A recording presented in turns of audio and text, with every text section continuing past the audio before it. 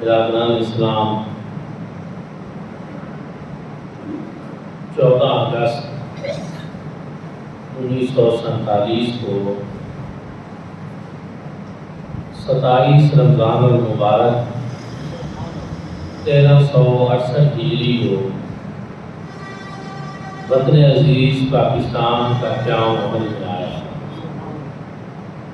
لوگ حیران ہیں کہ مدینہ طیبہ کے بعد دنیا میں یہ واحد ریاست ہے جو ایک نظریے کی بنیاد پر قائم ہوئی، لیکن بعض لوگ سمجھتے ہیں کہ 23 مارچ 1940 کو قرارداد پاکستان منظور ہوئی اور پھر اس کے بعد ایک تحریک چلی قائد اعظم محمد علی جناح رحمۃ اللہ تعالی علیہ کی قیادت میں، اور علماء و مشائخ نے ان کا ساتھ دیا اور 7 سال کے عرصہ میں پاکستان کا قیام عمل میں آ گیا۔ لیکن صورتحال اس طرح نہیں ہے، بلکہ حقیقت یہ ہے کہ 23 مارچ 1940 سے پہلے صدیوں سے اولیاء کرام نے پاکستان کے لیے اپنا کام سرانجام دیا، لوگوں کو مشرف با اسلام کیا۔ یہاں ہندو مت کا راج تھا۔ داتا علی حجویری نے 1000 سال قبل تقریباً لاہور میں ڈیرا لگایا، لوگوں کو مسلمان کرنا شروع کیا۔ حضرت بابا صاحب نے اجودھن جو ہندوؤں کی سرزمین تھی اس کو پاک پتن بنایا۔ حضرت سلطان العارفین سلطان باہو نے اور جمیع مشائخ چشت نے، مشائخ نقشبندیہ کے بزرگوں نے، سب نے اپنے اپنے خدمات سر انجام دی اور لوگوں کو مسلمان کرتے رہے۔ یہ جو صدیوں سے لوگوں کو اسلام کی طرف مائل کرنا تھا، حقیقت میں یہ پاکستان بننے کے لیے ایک زمین تیار کی جا رہی ہے، ایک ماحول بنایا جا رہا ہے، اور اس کے نتیجے میں ہم نے یہ دیکھا کہ جب پھر یہ تحریک چلی تو حالات سازگار ہو چکے تھے، اور ایک بڑا حصہ برِ صغیر پاک و ہند کے اندر مسلمانوں کی آبادی پر مشتمل تھا، اور پھر یہ مطالبہ بنتا بھی تھا۔ اس کے نتیجے میں اللہ رب العزت نے ہمیں یہ وطن عزیز پاکستان عطا فرمایا۔ بابائے قوم قائد اعظم محمد علی جناح ایک سچے اور کھرے اور ایک روحانی قسم کے مسلمان ہیں۔ آج ہم ان کی تکریم اس لیے کرتے ہیں، ان کا احترام اس لیے کرتے ہیں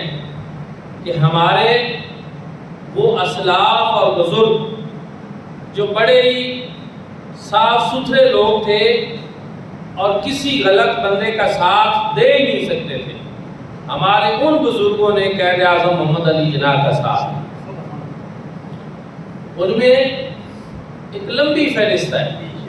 بے شمار علماء ہیں، کیونکہ پاکستان سے قبل جب آل انڈیا سنی کانفرنس بنارس میں ہوئی تھی تو اس وقت 5000 علماء و مشائخ وہاں پہ جمع ہوئے تھے، اور محدث اعظم کوچوچا شریف نے اور صدر الافاضل سید نعیم الدین مراد آبادی رحمۃ اللہ تعالی علیہ نے اور اہل سنت کی بہت ساری شخصیات نے اس میں کردار ادا کیا، اور پھر ان پہ سوال بھی ہوتا تھا کہ اگر پاکستان بن بھی گیا تو آپ کے علاقے تو شاید پاکستان میں شامل نہ ہو سکے، لیکن وہ یہ سمجھتے تھے کہ نہیں، ایک اسلامی سلطنت کا وجود میں آنا ضروری ہے، اس کے لیے کام کرنا ضروری ہے، اور ہم پوری کوشش کریں گے کہ پاکستان بن جائے۔ پیر جماعت علی شاہ صاحب محدث علی پوری نے اس وقت یہ اعلان کیا تھا کہ جو شخص مسلم لیگ کو ووٹ نہیں دے گا ہم نہ اس کا جنازہ پڑھیں گے نہ اس کو مسلمانوں کے قبرستان میں دفن ہونے دیں گے۔ مولانا عبدالستار خان نیازی صاحب مرحوم جو اس وقت نوجوان تھے لیکن قائد اعظم محمد علی جناح کے ساتھ جلسوں میں جاتے تھے، تقاریر کرتے تھے، حضور شیخ الاسلام والمسلمین حضرت خواجہ محمد قمر الدین سیالوی رحمۃ اللہ تعالی علیہ نے تحریک پاکستان میں بڑا پرزور کردار ادا کیا، اور اس کی ایک وجہ یہ تھی کہ اس وقت بہت سے علماء تھے جو کانگریس کے ساتھ تھے، یونینسٹ پارٹی کے ساتھ تھے، اور یہاں پہ خضر وزارت تھی جو پاکستان کے سلسلہ میں ایک بڑی رکاوٹ تھی، اور وہ ضلع سرگودا ہی اس کا آبائی ضلع تھا، تو یہاں مسلمانوں کو بڑی مشکلات تھی۔ حضور پیر سیال لجپال کی کوششوں اور کاوشوں سے خضر وزارت کا زور ٹوٹ گیا۔ اس نے آپ کو کئی طریقوں سے کوشش کی کہ آپ اس تاریخ کا حصہ نہ بنے، ساتھ نہ دیں، لالچ بھی دیا، بلیک چیک آپ کی طرف بھیجے اور دھمکیاں بھی دی، تو آپ نے اس کو فرمایا کہ میں روزانہ اسماء الحسنہ کا مطالعہ کرتا ہوں اور ان کو پڑھتا ہوں، تو میں نے جو اللہ رب العزت کے نام دیکھے ہیں اور جو میں روزانہ پڑھتا ہوں ان میں خضر نام کا کوئی نام نہیں ہے۔ یعنی آپ نے بتایا کہ میں صرف اللہ پاک سے ڈرتا ہوں، ہمارا معاملہ صرف اللہ پاک کے ساتھ ہے۔ تو دوستان ذکر اسی طرح آستانہ علیہ بھیرا شریف سے اس دور میں گاندھی نے آ کر بھیرا میں جلسہ کیا، تو پھر حضور غازی اسلام پیر محمد شاہ صاحب رحمۃ اللہ تعالی علیہ جو پیر کرم شاہ صاحب رحمۃ اللہ تعالی علیہ کے والد تھے، انہوں نے وہاں پہ مسلم لیگ کا جلسہ کرایا، اور اس میں اس وقت حضور ذات رحمۃ اللہ تعالی علیہ علم دین حاصل کر رہے تھے۔ آپ نے ایک پرجوش اور بھرپور قسم کی تقریر فرمائی جس میں گاندھی کے دلائل کا رد۔ اسی طرح مولانا شاہ احمد نورانی صاحب، ان کے والد گرامی، اسی طرح پیر صاحب بھرچونڈی شریف، پیر صاحب مانکی شریف، علماء کرام کی ایک طویل فہرست ہے جنہوں نے قائد اعظم کا ساتھ دیا۔ قائد اعظم نے ان سے رہنمائی لی۔ مولانا عبدالحامد بدایونی صاحب تھے۔ بزرگوں کی ایک لمبی فہرست ہے جنہوں نے تحریک پاکستان میں اپنا کردار ادا کیا، اور آج اسی وجہ سے ہم یہ کہتے ہیں کہ یہ پاکستان اولیاء اللہ کا فیضان، یہ اولیاء اللہ کی کاوشوں سے بنا ہے۔ اور پھر آپ یہ دیکھیں کہ کتنا عجیب اتفاق ہے کہ جب پاکستان بن رہا تھا 27 رمضان المبارک شب جمعہ تھی، صبح جمعۃ الوداع تھا، اور اس موقع پہ پاکستان کا بننا یہ ایک پیغام تھا، یہ ایک میسج تھا کہ اللہ رب العزت نے نزول قرآن کی رات قیام پاکستان کر کے یہ تمہیں پیغام اور میسج دیا ہے کہ اب اس ملک کے اندر تم قرآن کا نظام نافذ کر،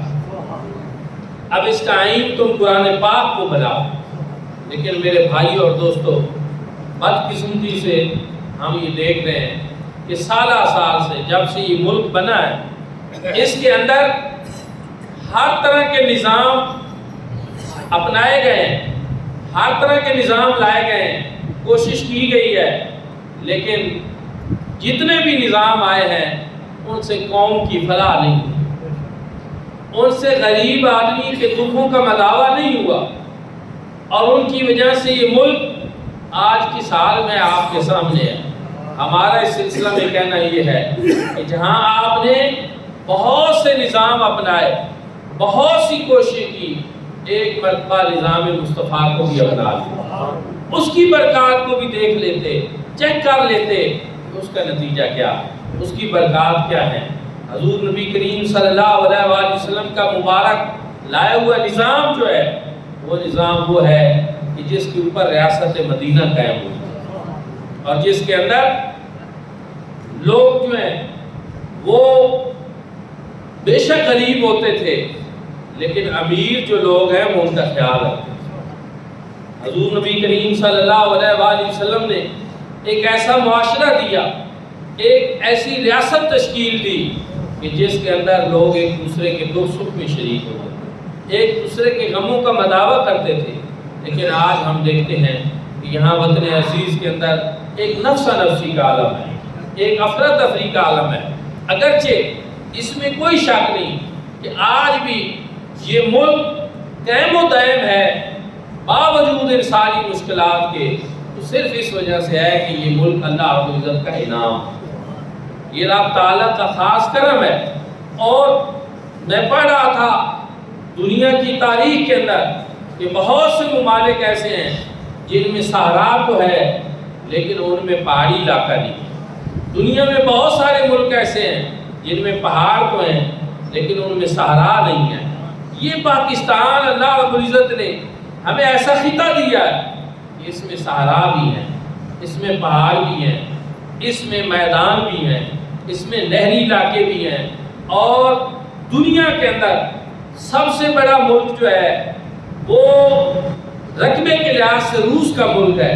لیکن اگر آپ دیکھیں تو دنیا کے اندر سب سے بڑا نہری نظام پاکستان کے اندر ہے۔ یہ اللہ رب العزت کا کتنا انعام ہے۔ پھر آپ دیکھیں کہ برطانیہ کے اندر گلاب کے بڑے بڑے پھول ہوتے ہیں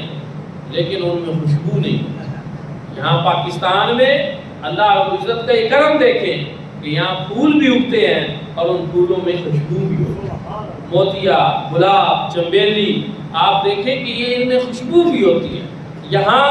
کے پھلوں کا ٹیسٹ آپ دیکھیں، اور وہ لوگ جو دنیا کے باہر کے ممالک میں جاتے ہیں ان سے آپ پوچھیں، وہ آپ کو بتائیں گے کہ اللہ رب العزت نے یہاں کے پھلوں میں جو رس رکھا ہے، جو غذائیت رکھی ہے، دنیا کے باقی ممالک کے پھلوں میں اس طرح کی غذائیت اور رس نہیں ہے۔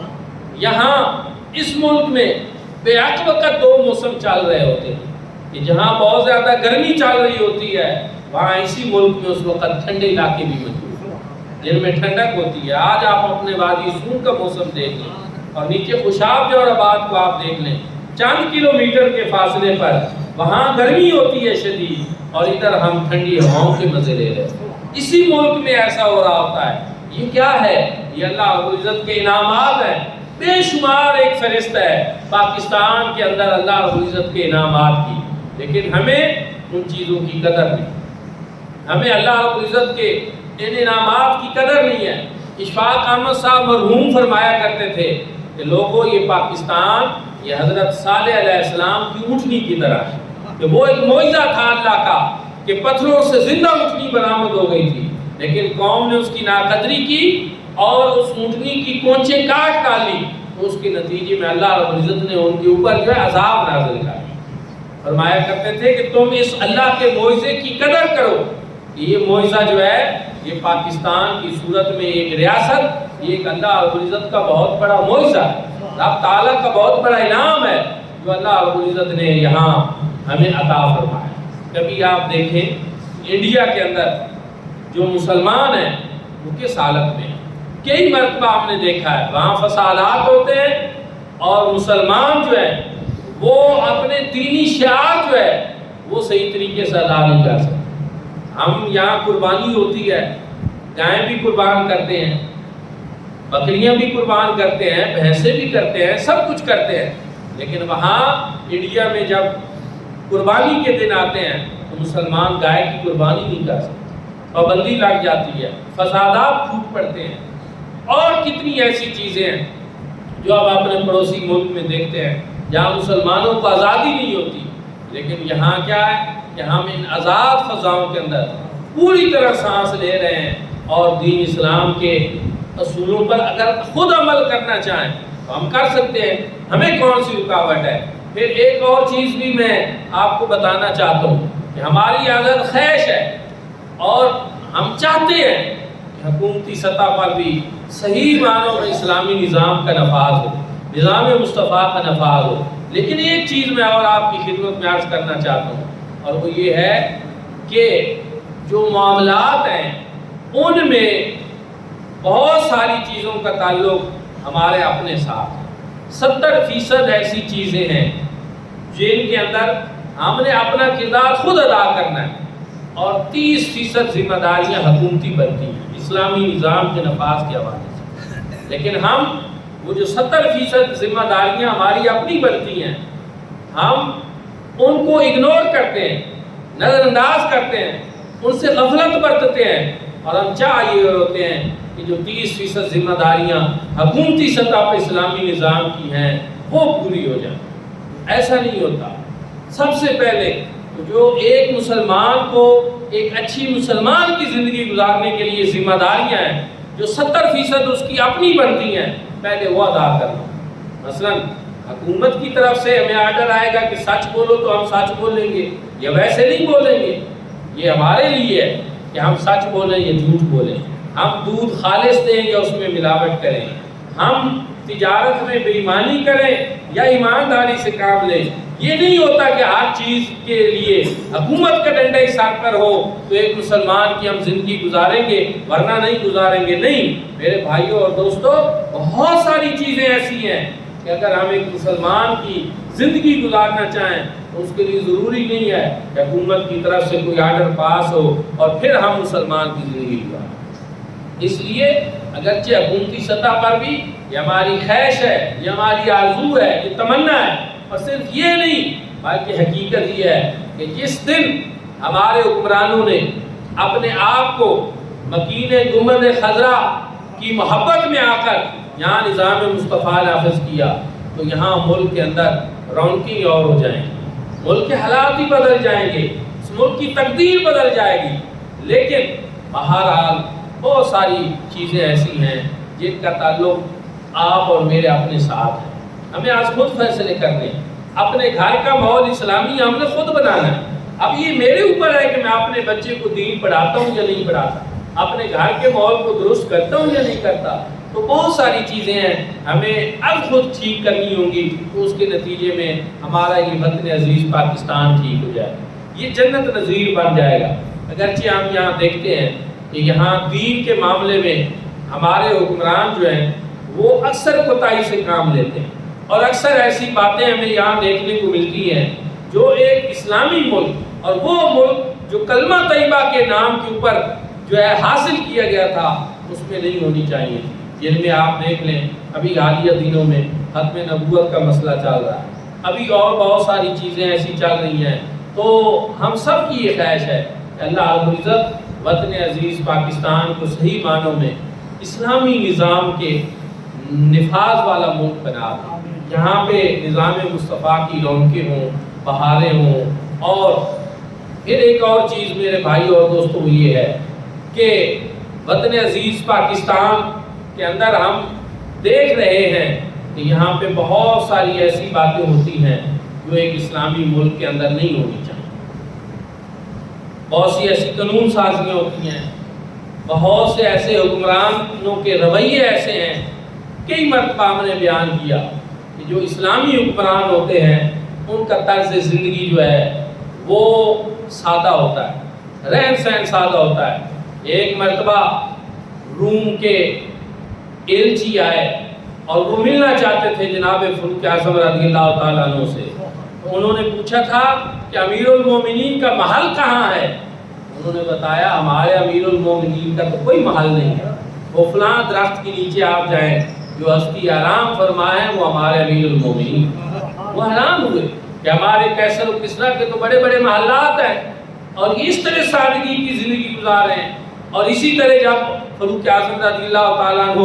کی وجہ سے، آپ کی آمد کی وجہ سے فلسطین فتح ہوا تھا، بیت المقدس فتح ہوا تھا اسلام کی تاریخ میں پہلی مرتبہ، اس وقت جو لباس آپ نے پہنا ہوا تھا اس کے اوپر 17 پیوند لگے ہوئے۔ ایک مرتبہ حضور نبی کریم صلی اللہ علیہ وآلہ وسلم محو استراحت پہ جب آپ اٹھے تو کھجور کی بنی ہوئی چٹائی جو ہے اس کے نشانات آپ صلی اللہ علیہ وآلہ وسلم کے جسم اقدس کے اوپر نمایاں نظر آ رہے ہیں۔ قمیض مبارک آپ صلی اللہ علیہ وسلم کی اتری ہوئی تھی تو جناب فاروق اعظم رضی اللہ تعالیٰ عنہ کی آنکھوں سے آنسو آ گئے۔ انہوں نے عرض کی یا رسول اللہ، قیصر و کسریٰ کے محلات کے اندر ان کے حکمران تو جو ہے وہ بڑے بڑے नरम गुदाज बिस्तरों के ऊपर वो आराम फरमा हो, और या रसूलल्लाह आपके जिस्म अक़दस के ऊपर चटाई के निशान पड़ जाएं। हुज़ूर नबी करीम सल्लल्लाहु अलैहि वसल्लम ने इरशाद फरमाया कि उनको जो कुछ मिलना है इसी दुनिया में मिलना है, और हमने इस दुनिया के ऊपर आखिरत को तरजीह दे। हम चाहते हैं कि हम आखिरत से महरूम ना किए जाएं, लेकिन आज हम देखते हैं कि हमें ऐसे हुक्मरान मिले हैं जिनकी पूरी कोशिश होती है कि इस दुनिया में कोई चीज़ हाथ से जाने ना पाए, सब कुछ हमें हासिल हो जाए, और नस्ल दर नस्ल ये लोग हमारे ऊपर मुसल्लत हैं।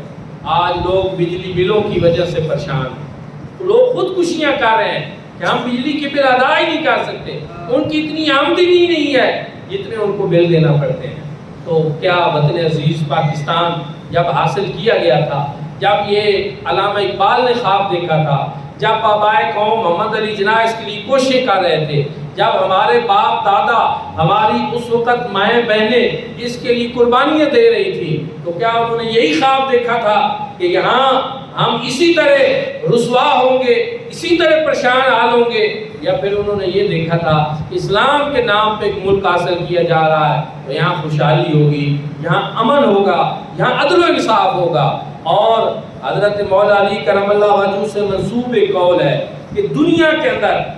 जुल्म का निज़ाम तो चल सकता है, कुफर की हुकूमत तो चल सकती है, लेकिन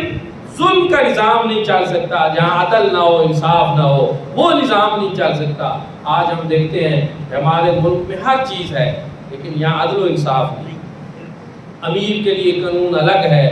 गरीब के लिए कानून अलग है, और जब ये सूरत हाल रहेगी तो लोग परेशान हाल रहेंगे। तो मेरे भाइयों और दोस्तों, हम सबको चाहिए, हमारे हुक्मरानों को चाहिए कि हम सब इस मुल्क जिस मकसद के लिए बनाया गया था इसको उसकी तरफ वापस ले जाएं।